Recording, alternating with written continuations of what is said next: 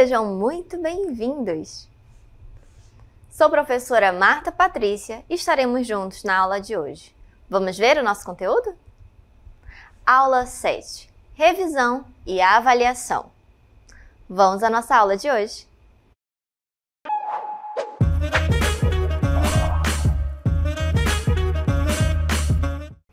Olha só onde iniciamos nossa aula com cores.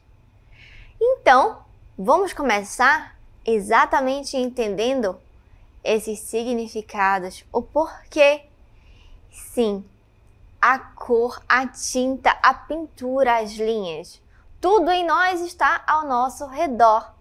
Então, ao mesmo tempo, podemos perceber que isso está na natureza e está dentro de nós. Mas será que nós estamos retribuindo tudo isso? Essas cores, essa beleza que a natureza está nos dando? Bom, nessa consciência, precisamos entender que as cores, desde os primórdios, vêm da natureza. Então, quando falamos das cores, estamos falando de algo que sempre esteve à disposição de nós. E hoje, também podemos ver para além dessa consciência. Quando falamos das cores, temos também dentro da compreensão acadêmica, artística, do marketing, com as teorias, as produções, mas sempre trazendo a questão do sentimento, da emoção. E a cor pode sim trazer não só aquilo que nós estamos vendo, mas também aquilo que estamos sentindo e estamos ouvindo. Vamos lá então entender mais a fundo? Olha só, quando falamos da pintura, por exemplo, vamos pensar na questão da técnica. E existem diversas técnicas. Porém, é necessário entender que utiliza-se aqui a questão dentro dessa pintura para fazer a tinta, o aglutinante e o corante. Onde vamos perceber que um seria a questão do solvente e outro aquele que vai trazer a cor. Olha só, vamos perceber, avançando, que as tintas são compostas desses corantes. Então, quando falamos desses corantes, são aqueles materiais que vão dar cor. E assim, quando falamos dos aglutinantes, são aqueles que vão diluir essa cor. Exatamente o que vai fazer com que fique impresso aquilo no papel, numa tela, em alguma matéria. E quando vamos olhar a composição, falamos há pouco de tudo provir da natureza. Então, isso normalmente vai vir de clara de ovo, Quando falamos dessa questão dos aglutinantes, vamos pensar em resinas, podendo ser até mesmo a cola que se usa na escola e, ao mesmo tempo, vamos perceber que elas vão se juntando e assim vão formando, dando vida a o que a gente chama de tinta. Avançando, vamos perceber que quando falamos desse contraste, também vamos olhar isso com relação às sombras na pintura. Vejamos, as sombras vão ser ou projetadas ou próprias. Quando falamos dessa sombra projetada, vamos perceber ela enquanto algo que está em um plano sobre o outro objeto. Quando falamos da sombra própria, vai estar no lado oposto à fonte de luz, no próprio objeto. Assim, a sombra dá volume e autenticidade, enriquecendo esse desenho. Então, vamos perceber várias técnicas também de sombra, que ela pode trazer ali as nuances daquele desenho, fazendo com que ele mude e traga até mesmo uma outra perspectiva sobre o mesmo objeto, tudo dependendo do sombreado. Então, vamos ter, por exemplo, a questão do esfumaçado. Podemos fazer ele com o dedo, algodão. E quando falamos de utilizar isso junto com tinta, vamos utilizar ali o pincel, uma caneta, um lápis de cor. Quando você usa, por exemplo, a tinta aquarela, quando você utiliza esses materiais, você também vai mudando a forma de trabalhar essa sombra. Temos também a técnica do pontilhismo, que pode ser feita com caneta, pode ser feita com lápis de cor. E ainda temos a achura, que também é utilizada e muito feita com nanquim, que era até mesmo utilizada na escrita chinesa. Quando falamos também dessa forma de escrita, vamos ver também o chapado. E quem aqui nunca experimentou fazer aquelas letras desenhadas com sobreado para fazer na capa para entregar para a professora? Mesmo que você diga que você não sabe desenhar com sombras, fazer os sombreados dos desenhos, mas você estava ali experimentando fazer nas letras. Então, essas técnicas, mesmo que você não soubesse o nome exatamente de como essa técnica propriamente dita, mas você já estava fazendo. Afinal, quando falamos disso, estamos falando até mesmo de nós, pois tudo isso tem a ver com o que nós expressamos. Exatamente. Pode parecer que isso é um pouco distante de nós, mas vamos perceber que cada cor, e junto com a pintura, junto com a percepção das cores, elas trazem um significado. E normalmente, quando enxergamos isso, parte daquilo que temos dentro de nós. Então, vamos entender um pouco das características das cores. Vejamos, a luz do sol, por exemplo, que contém todas as cores, conforme o horário do dia ou a época do ano, ela pode ser percebida de modo diferente. Então, por exemplo, no entardecer, vamos perceber que ela tem uma luz mais avermelhada. A percepção que temos das cores depende da luz que ilumina o objeto e do modo como ele a reflete para os nossos olhos. E vamos ter, dentro dessa compreensão, a pesquisa e o experimento que Newton fez. Ele nos trouxe, vamos observar aqui, a partir de um prisma, ele nos traz o seu experimento quando ele coloca o foco de luz nesse prisma e começa a passar diversas cores. Assim que nós hoje utilizamos a compreensão de que o branco é a soma de todas as cores e o preto a ausência de cor.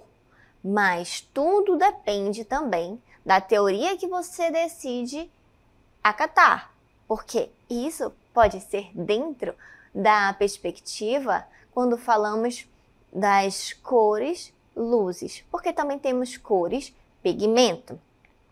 Vamos ver com mais detalhes na próxima imagem. Percebam, quando falamos desse espectro de luz, que é o feixe, ele passa ali pelo prisma. Então, essa faixa de emissão eletromagnética, que são ao mesmo tempo um foco de luz a olho nu, como se fosse ali uma variação do vermelho ao violeta, é possível vocês observarem que temos aqui a variação do vermelho ao violeta advindo dessa luz branca. Então, entende-se que seria o branco a soma de todas essas cores. E hoje em dia, utilizamos para muitos estudos, e não só dentro das artes. Podemos ver que esse estudo não está apenas dentro da nossa técnica de pintura, mas é utilizado na física, no marketing, na psicologia das cores, porque nos traz a compreensão, como falei há pouco, até mesmo do poder de cada cor. Olha só como isso é um pouco mais profundo e vamos tentar entender de forma mais visual. Acompanha comigo o círculo cromático. Vamos começar entendendo que quando falamos dessas cores, acabamos de ver a experiência de Newton, certo? Então, veja aqui que todas as cores, elas vieram de onde? Desse espectro de luz a partir do prisma. E quando olhamos para esse círculo cromático, temos primeiro esse círculo de fora, que fica nítido para nós que temos as cores frias e cores quentes. Então, as cores frias, elas vão estar desse lado que puxa mais para o azul. quando falamos das cores quentes, aquelas que vão puxar mais para o vermelho, o laranja, o amarelo, certo? Então, podemos colocar até mesmo um exemplo das estações, né? Hoje a gente utiliza isso também, até mesmo para entender a questão de maquiagem, de roupa, do marketing. Então, quando falamos dessas cores frias, vamos pensar ali no inverno, quando falamos nas cores quentes, no verão. E aqui vamos perceber que nós temos o exemplo de uma estrela. E vamos observar que essa estrela é dividida em partes.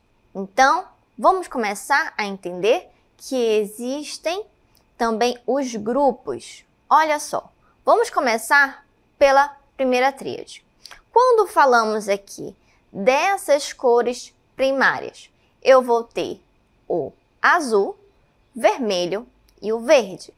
Cores secundárias, eu vou ter aqui o rosa, o amarelo e esses o mais claro. E quando falamos dessa tríade, imagina que você está fazendo uma estrela de cabeça para cima. Né? Começou ali pelo triângulo de cima da estrela. É as suas cores primárias. E quando você faz o triângulo invertido, completando essa estrela, suas cores secundárias. E ao mesmo tempo você consegue olhar para o lado e enxergar as cores terciárias. Mas vamos fazer combinações. Então, eu posso misturar, mas vai combinar? Vai, dependendo de como você conversa com essas cores. Olha só, pode parecer um pouco contrastante, mas são complementares às cores que são opostas. Lembra que eu falei das estações? Imagina que você está lá no inverno, pega o azul e você utiliza o amarelo. Temos um exemplo de uma arte muito famosa que vamos ver que hoje é admirada e usa cores contrastantes assim. São cores complementares, como Noite Estrelada de Van Gogh. E aqui elas se conversam, elas são complementares, opostas, mas estão ali trazendo o que falta uma na outra. Pensa sempre que você tem que trazer isso como se fosse uma dança. E não precisa você decorar, porque quando você pega esse círculo cromático, em qualquer lugar, dá um Google, você vai encontrar o círculo cromático. Para você lembrar cores primárias, secundárias, terciárias e tudo isso que a gente está falando, faça a estrela que você vai conseguir enxergar tudo isso. E quando falamos das cores análogas, são aquelas cores que estão do lado, as casas vizinhas, que vão se conversar também. E eu posso pular até umas 2, 3 casas que elas ainda vão combinar, vão estar um pouco distantes, mas elas ainda vão conversar entre si e vai trazer uma harmonia quando eu estiver utilizando na minha pintura, no meu desenho, em algo que faça significado. Até porque vamos ver que cada uma delas tem, olha só, a sua importância. Quando falamos do vermelho, eu vou utilizar para algo expansivo, estimulante. O laranja, o amarelo, que traz ali a questão também energizante. E por que nós utilizamos o azul na escola? Para trazer aquela tranquilidade, para que você se sinta seguro. Veja que isso realmente é confiável. Então, cada cor, ela vai trazer também a emoção. E por isso que quando olhamos também algumas cores, mexem mais com a gente. Você tem a sua cor preferida. Tudo isso faz sentido agora que você consegue entender um pouquinho desse círculo cromático? Maravilha! Vamos então avançando e vendo que isso também tem som, com a paisagem sonora.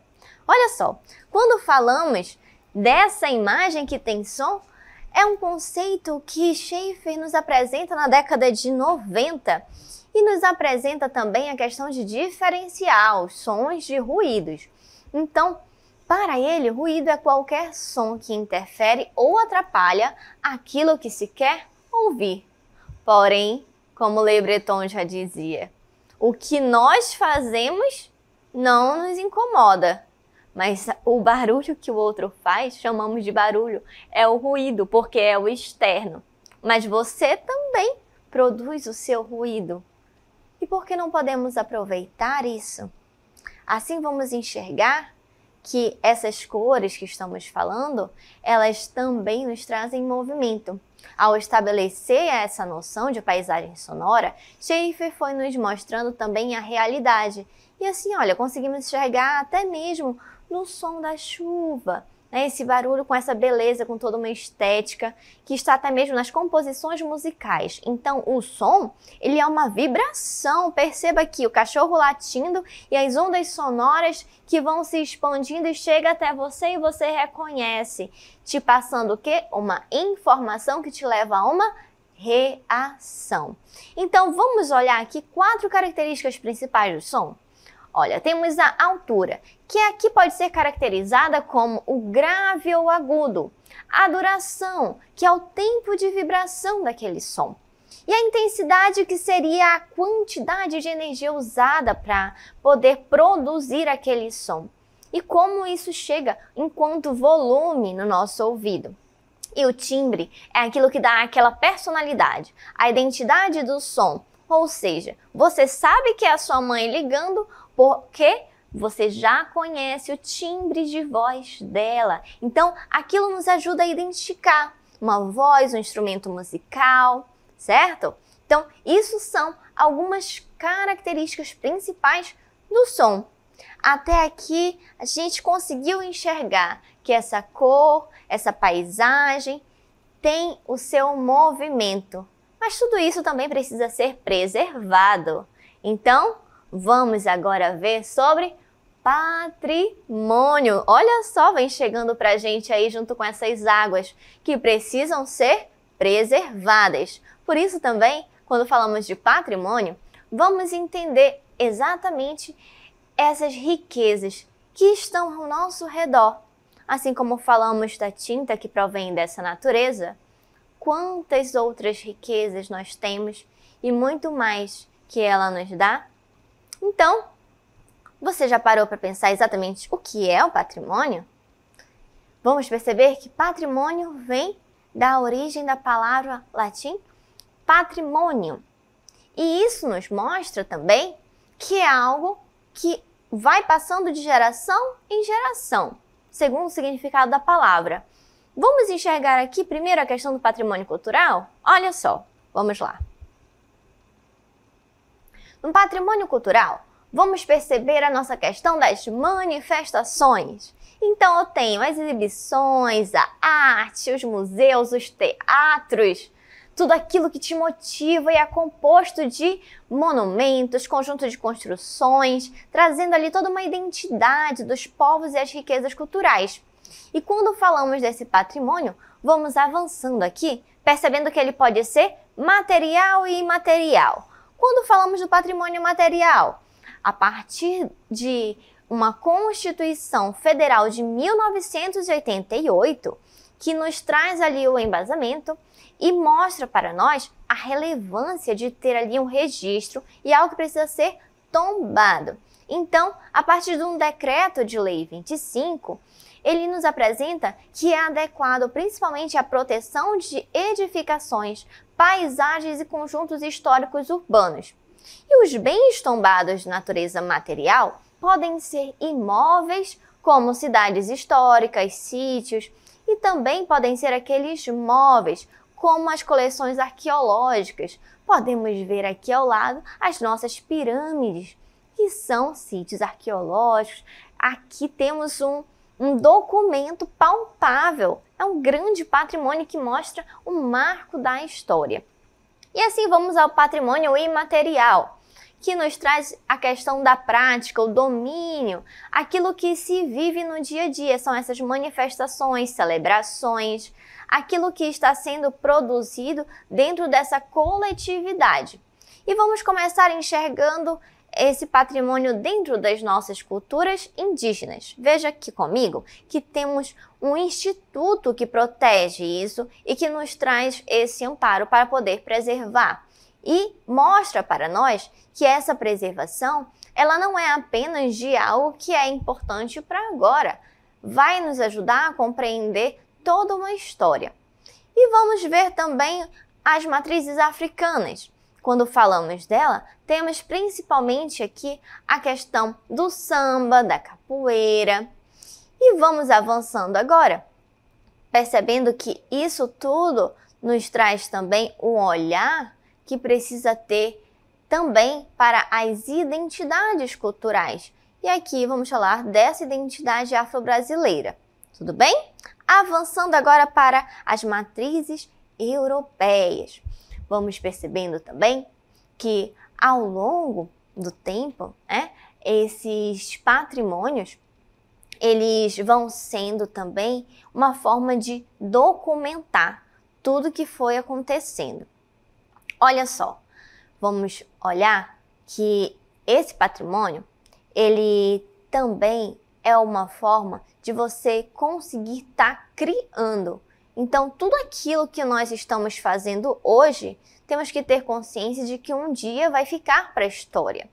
E ao mesmo tempo, aquilo que os nossos antepassados fizeram, hoje estão também documentados, seja até mesmo pelas nossas manifestações. Olha quem vem chegando aqui junto comigo. Sim, olha essa baiana. Ela traz pra gente também essa riqueza. Quando falamos desse samba, quando falamos dos terreiros, estamos trazendo toda uma história. E hoje estamos tendo esse olhar para a arte. Mas isso é uma forma também de trazer um documento que está no nosso corpo, nas nossas manifestações diárias.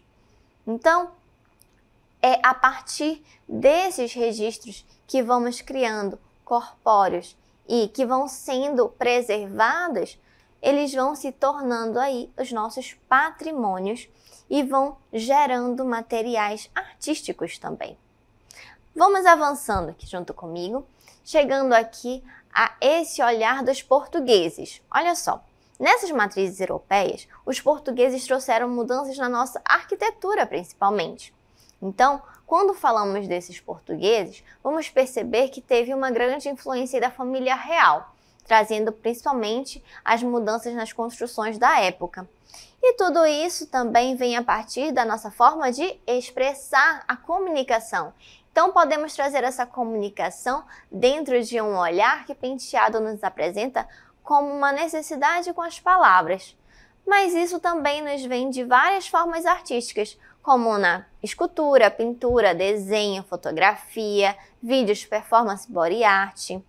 E nas artes contemporâneas, com instalações, quando falamos dos grafites, certo? E vamos já avançando, percebendo que isso tudo parte de uma criação, o que chamamos hoje de processo criativo, que é você pegar isso tudo e colocar o seu objetivo ali na existência. Vamos trazer aqui possibilidades de caminho desse processo criativo. Olha só, a saturação, esse amadurecimento da ideia. Eu tenho ali o meu objetivo. Eu vou pegar aquilo e colocar a mão na massa com a minha produção, utilizando as minhas técnicas. E no final eu coloco a boca no trombone e entrego para o mundo com a liberação, mostrando tudo o que eu fiz. Isso é um caminho, mas temos um caminho que a Feigelstreuer nos apresenta. Ela nos traz a questão do insight, de eu pegar aquela eureka, começar a elaborar possibilidades dentro daquilo que é real e trazer inspiração, que é o momento decisivo em que eu faço aquele desfecho e realizo. Então, vê comigo aqui a partir dessa questão do digital. Hoje conseguimos ver isso com várias possibilidades de plataforma. Então, dentro dessa questão midiática, temos 4 estratégias, 4 estágios para esse processo criativo. Vem olhar aqui, que primeiro eu tenho a preparação, incubação, iluminação e verificação. Isso é uma possibilidade de criação. E avançando, vamos perceber que eu posso chegar a essa comunicação com diversas linguagens. Sim, quando eu falo dessa comunicação com diversas linguagens, vamos perceber que eu estou colocando isso tudo em outras formas de falar, expressar e trazer aqui esse encontro de todas as artes junto com a tecnologia, já que é uma necessidade nossa de comunicar, de expressar, utilizamos hoje essa tecnologia a nosso favor para falar com muitas outras pessoas de diversas formas. E assim, vamos chegando ao final da nossa aula de hoje.